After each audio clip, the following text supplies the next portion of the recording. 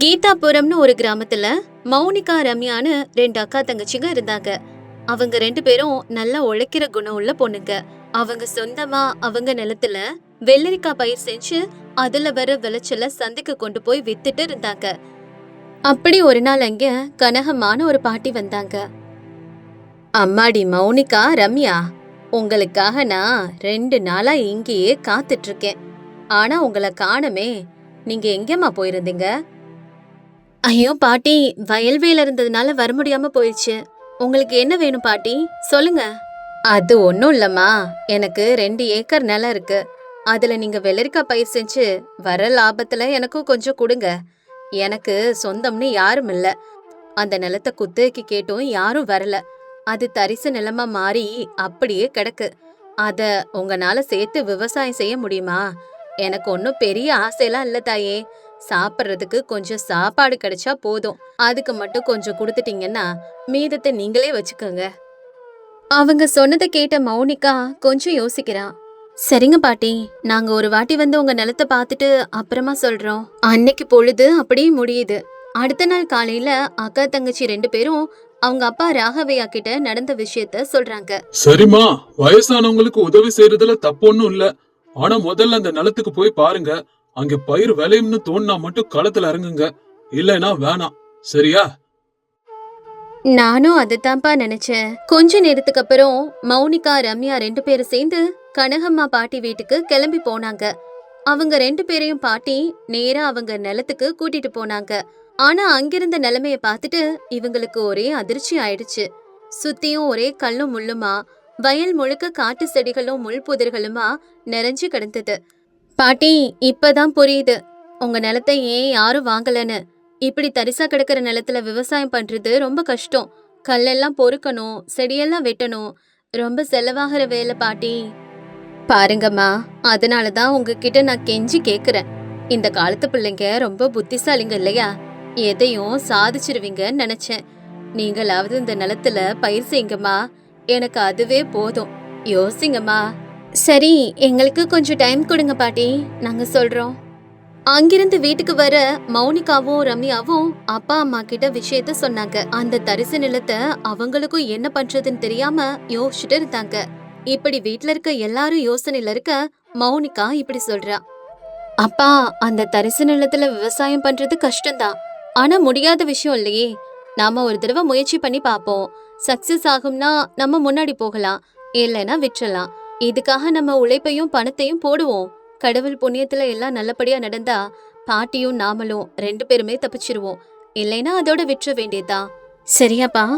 மௌனிகாவோட தைரியத்தை பார்த்துட்டு ரம்யா இப்படி சொல்றா. சரியக்கா, நீ சொன்னபடியே நம்ம செய்வோம். நாளைக்கே போய் அவங்க கிட்ட பேசுவோம். ஓகேவாப்பா? நீங்க 2 பேரும் சரின்னு சொன்னதுக்கு அப்புறமும் நான் என்னமா சொல்ல போறேன்? அப்படியே செய்யுங்க. நீங்க நம்பிக்கையோட அடி எடுத்து வைங்க. என்னோட சப்போர்ட் உங்களுக்கு எப்பவும் இருக்கும். சரியாமா?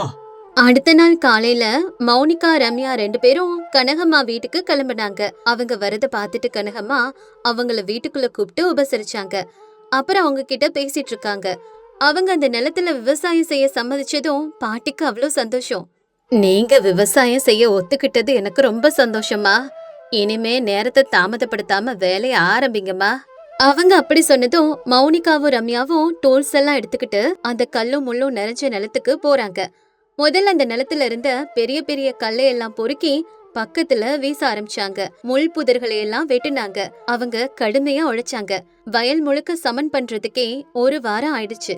அதுக்கப்புறம் விதை விதைக்கிறதுக்கு ரெடி ஆனாங்க. வெள்ளரிக்காய் விதையெல்லாம் விதைச்சு முடிச்சாச்சு. பயிரும் பச்சை பசேல்னு வளர்ந்து வந்தது. அப்படியே நாட்கள் போயிட்டே இருந்துச்சு. அவ்வளோ கஷ்டப்பட்டு நட்ட செடிங்க முதல்ல பச்சையா வளர்ந்து அதுக்கப்புறம் திடீர்னு கருகி போக ஆரம்பிச்சது. இத பார்த்துட்டு 2 பேருமே அதிர்ச்சி ஆயிட்டாங்க. அவ்வளோ ஆசையா வளர்த்த பயிர் கண்ணுக்கு எதிரே பாழாகிறத பார்த்துட்டு அவங்களுக்கு என்ன பண்றதுன்னே புரியல. என்ன ரம்யா, இப்படி நடக்குது? எல்லாம் நல்லா இருக்குன்னு நினைச்ச நேரத்துல செடியெல்லாம் எப்படி காஞ்சு போகுது? இதுக்கான உண்மையான காரணம் என்னன்னு தெரியலையே. ஆமாக்கா, ரொம்ப கஷ்டமா இருக்கு. நம்ம பட்ட கஷ்டம் எல்லாம் வீணா போனது மாதிரி தோணுது. இன்னும் கொஞ்ச நாள் பாப்போம். இப்படியே போச்சுன்னா நம்ம செய்யறதுக்கு ஒண்ணும் இல்ல. பயிரை கை விட்டுட்டு போயிட வேண்டியதாக்கா, வேற வழியே இல்ல. அக்கா தங்கச்சிங்க 2 பேரும் இப்படி பேசிட்டு கஷ்டமான மனசோட அங்கிருந்து கிளம்பினாங்க. ஆனா இதையெல்லாம் அங்க மறைஞ்சு நின்னு பாத்துட்டு இருந்த ரங்கையாங்கிற ஒருத்தன் சிரிச்சுக்கிட்டே வெளியே வர்றான். நீங்க என்னதான் முயற்சி பண்ணாலும் இந்த நிலத்துல ஒரு புல்லு பூண்டு கூட வளர்ந்து காய் காக்காது. ஏன்னா அது வளர்றதுக்குள்ள நான் தான் பூச்சிக்கொல்லி மருந்து அடிச்சு அதெல்லாம் காலி பண்ணிடுறேனே. இதெல்லாம் ஏன் செய்யறேன்னா, இது தரிசு நிலம் கிடையாது, தங்க பூமி, கிரானைட் இருக்கிற நிலம் இது. இதை எப்படியாவது எனக்கு சொந்தமாக்கிக்கணும் தான் ரொம்ப நாளா அழைச்சிட்டு இருக்கேன். ஆனா அந்த கிழவி என்கிட்ட இந்த நிலத்தை விற்க மாட்டேங்கிறா. அதான் இந்த நிலத்துல விவசாயம் செய்ய யார் வந்தாலும் அவங்களை இப்படியே பயமுறுத்தி அனுப்பிடுறேன். எப்படியும் இந்த நிலத்தை நான் சொந்தமாக்கியே தீர்வேன். இந்த நிலம் எனக்கு மட்டும்தான் சொந்தம். அதுக்கு தடையா யார் வந்தாலும் எத்தனை பேர் வந்தாலும் அவங்களையும் நான் இப்படி ஏமாத்தி ஓட வைப்பேன். இவங்க படுற கஷ்டத்துக்கு பின்னாடி இவ்வளவு பெரிய சதி இருக்கிற விஷயம் அந்த அக்கா தங்கச்சிங்களுக்கு தெரியாது. பச்சையா இருந்த செடிங்க ஒரே ராத்திரியில எப்படி வாடி போச்சுன்னு தெரியாம அவங்க தலைய பிச்சிட்டு இருந்தாங்க. அடுத்த நாள் காலையில மௌனிகாவுக்கு ஒரு டவுட் வந்துச்சு. செடியோட வேரெல்லாம் நல்லா தானே இருக்கு, தண்ணியும் ஊத்துறோம், அப்புறம் ஏன் மேல மட்டும் காஞ்சு போகுதுன்னு யோசிக்க ஆரம்பிச்சா. மௌனிகாவுக்கு சந்தேகம் வந்த உடனே ரம்யாவை கூப்பிட்டு தன்னோட மனசுல இருந்தத சொன்னா. ரம்யா, எனக்கு என்னவோ இது ரொம்ப டவுட்டா இருக்கு. இந்த செடியை எடுத்துட்டு போய் நம்ம லேப்ல டெஸ்ட் பண்ணி பாரு. இது வேர்ப்புழுவால வர பிரச்சனை மாதிரி தெரியல. நாம எவ்வளவு கஷ்டப்பட்டாலும் வேஸ்டா போகுது. இதுக்கு ஒரு தீர்வு கண்டுபிடிக்கணும். லேப்ல டெஸ்ட் பண்ணி பார்த்துட்டு நாளைக்கே உண்மையான விஷயம் என்னன்னு கண்டுபிடிக்கிறோம். அக்கா சொன்னதும் ரம்யாவும் சரின்னு சொல்லிட்டா. அவங்க வீட்டுக்கு பின்னாடி இருந்த லேபுக்குள்ள போய் அந்த செடியோட பாகங்களை டெஸ்ட் பண்ண ஆரம்பிக்கிறாங்க.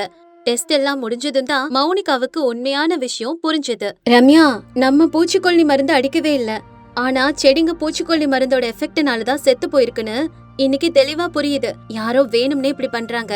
அங்க என்ன நடக்குதுன்னு இதுக்கப்புறம் நம்ம வாட்ச் பண்ணிக்கிட்டே இருக்கணும். சரியா ரம்யா? ஆமா அக்கா, இது யாரோ செய்யற சதி மாதிரி தான் இருக்கு. ஆனா நமக்கு தான் எதிரிங்க யாரும் இல்லையே. அந்த கனகம்மா பாட்டிக்கு யாராவது இருக்காங்களான்னு கேட்கணும். ரெண்டு பேரும் உடனே கனகம்மா பாட்டி கிட்ட போய் நடந்த விஷயத்த சொல்றாங்க. அவங்க இதெல்லாம் கேட்டு யோசிச்சு இப்படி சொல்றாங்க. எனக்கு எதிரிங்கன்னு யாரும் இல்லம்மா, ஆனா ரங்கையான ஒருத்த மட்டும் அந்த நிலத்தை விலைக்கு கேட்டுக்கிட்டே இருக்கான்.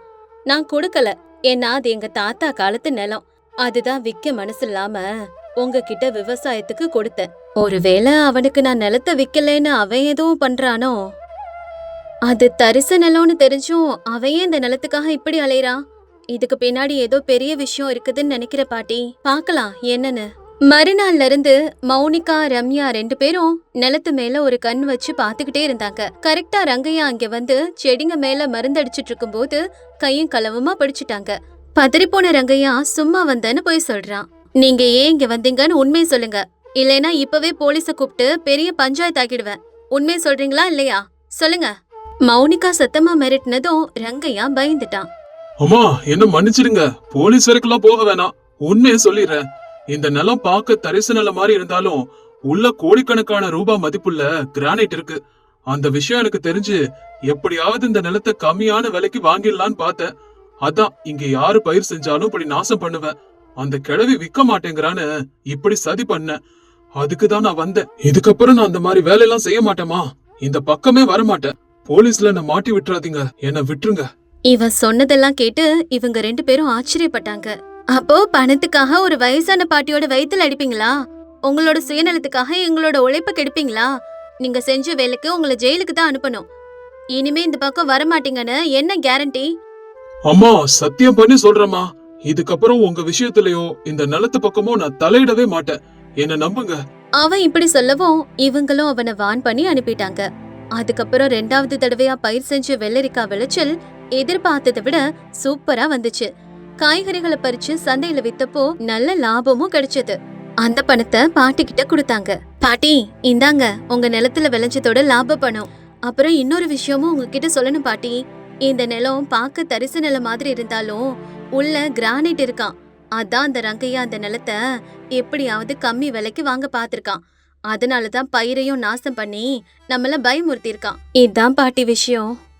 மௌனிகா சொன்னதை கேட்ட கனகம்மா பாட்டி முகத்துல எந்த ஆச்சரியமும் தெரியல. ரொம்ப அமைதியா சிரிச்சுக்கிட்டே இப்படி சொன்னாங்க. எனக்கு இந்த உண்மையை சொன்னதுக்கு ரொம்ப சந்தோஷமா. ஆனா அந்த நிலத்துல தங்கம் இருந்தாலும் கிரானைட் இருந்தாலும் எனக்கு எதுக்குமா? நான் சாகும்போது இதெல்லாம் தலையிலையா தூக்கிட்டு போக போறேன்? எனக்கு பணத்து மேல ஆசை இல்ல. எனக்குன்னு சொந்தம்னு சொல்லிக்க யாரும் இல்ல. நான் உசுரோட இருக்க வரைக்கும் எனக்கு ஒரு துணை இருந்தா போதும். நீங்க என் கண்ணு முன்னாடி இப்படி நடமாடிக்கிட்டு இருந்தாலே அதுவே எனக்கு பெரிய விஷயம்.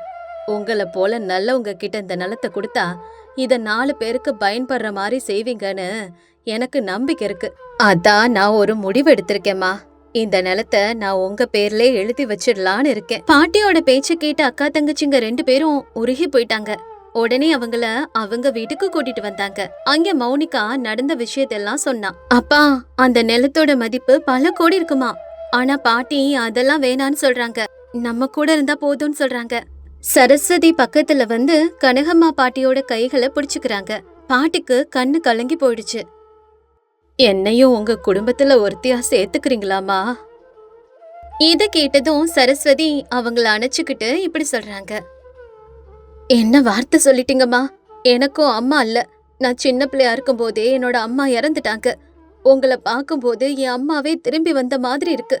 இனிமே நீங்க தான் என் அம்மா. இந்த பிள்ளைகளுக்கு நீங்க தான் பாட்டி. இத கேட்ட ராகவையாவும் சந்தோஷமா தலையாட்டுறாரு. யாருனே தெரியாத ஒரு பாட்டி இந்த வீட்டுக்கே சொந்தமா மாறிட்டாங்க. பாத்தீங்களா பாட்டி? இல்ல பாட்டிமா, உங்களுக்கு இப்ப ஒரு பெரிய குடும்பமே கிடைச்சிருக்கு. இதுக்கப்புறம் நம்ம எல்லாரும் ஒன்னா சந்தோஷமாவே இருக்கலாம். எல்லார் கண்கள்லயும் ஆனந்த கண்ணீர் வந்துச்சு. கனகம்மா பாட்டி அந்த நிலத்தை மௌனிகா ரம்யா பேர்ல எழுதி வச்சாங்க.